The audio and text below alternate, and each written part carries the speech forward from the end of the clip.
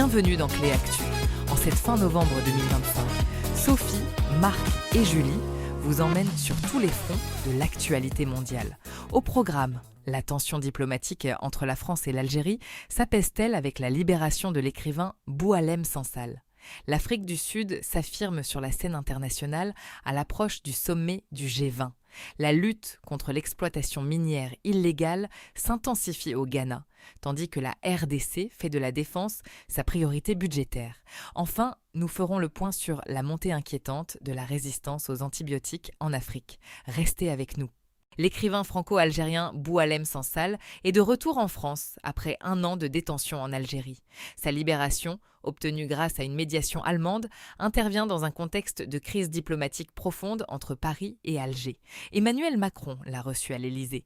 Marc, quel est l'état des relations entre la France et l'Algérie actuellement ? Les relations sont tendues depuis 18 mois, notamment après la reconnaissance française du plan d'autonomie marocain pour le Sahara occidental. L'arrestation de Sansal, accusé d'atteinte à la sûreté nationale, a exacerbé ces tensions. La France espère que cette libération permettra de renouer le dialogue sur des dossiers clés comme la sécurité au Sahel et la migration. Boualem Sansal lui-même a exprimé sa gratitude et les autorités françaises ont remercié l'Allemagne pour son rôle. Cependant, la situation du journaliste français Christophe Glaizes, toujours détenu en Algérie, reste un point de friction majeur. L'espoir est que cette détente favorise également sa libération et relance la coopération bilatérale. L'Afrique du Sud se prépare à accueillir le sommet du G20, un événement majeur sur la scène internationale.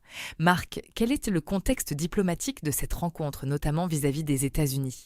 Les États-Unis ont annoncé qu'ils ne participeraient pas aux discussions officielles du G20, un signal fort qui pourrait compliquer les négociations. Cette absence soulève des questions sur la capacité du sommet à aboutir à des consensus sur les grands enjeux mondiaux comme la guerre en Ukraine ou les questions climatiques. Malgré ces tensions, l'Afrique du Sud cherche à affirmer son rôle sur la scène internationale. Le président Ramaphosa a par ailleurs inauguré la mine Platreef, un projet d'envergure qui souligne l'importance du pays dans l'exploitation des minéraux critiques. C'est une démonstration de force économique dans un contexte géopolitique complexe. Au Ghana, la lutte contre l'exploitation minière illégale, le Galamsey, prend une nouvelle dimension. Julie, quelles sont les dernières opérations menées par les autorités ? Le Secrétariat national des opérations anti-mines illégales, le NIMOS, a mené des raids d'envergure à Obuasi, saisissant du matériel et démantelant des installations. Une opération a visé une concession légale occupée par des mineurs clandestins, marquant une volonté de restaurer l'autorité de l'État et de protéger les concessions légitimes. Ces opérations s'inscrivent dans un effort plus large pour combattre la corruption politique que certains experts considèrent désormais comme une menace plus grave que le vol à main armée pour la sécurité nationale. La gestion des ressources naturelles et la transparence sont au cœur des enjeux. En République démocratique du Congo, le projet de budget 2026 place la défense et la sécurité au premier plan. Marc, quelle est l'ampleur de cet effort budgétaire ? Près d'un tiers du budget sera consacré à la défense et à la sécurité, une allocation record justifiée par la situation sécuritaire volatile, notamment dans l'est du pays. L'objectif est de reprendre le contrôle des territoires occupés par les groupes armés. Cette priorité accordée à la sécurité soulève des inquiétudes quant à son impact sur les autres secteurs, comme l'investissement et les projets sociaux. Le gouvernement assure que la hausse des recettes et des économies sur le train de vie de l'État compenseront cet effort de guerre.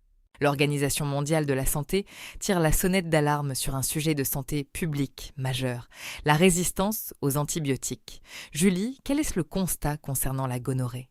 De plus en plus de pays, notamment en Afrique, signalent des niveaux élevés de résistance de la gonorrhée aux traitements de première ligne. Cette infection sexuellement transmissible pourrait devenir intraitable si des mesures urgentes ne sont pas prises. L'OMS appelle à un renforcement de la surveillance, à des investissements dans les systèmes de santé nationaux et à l'accès à de nouveaux traitements.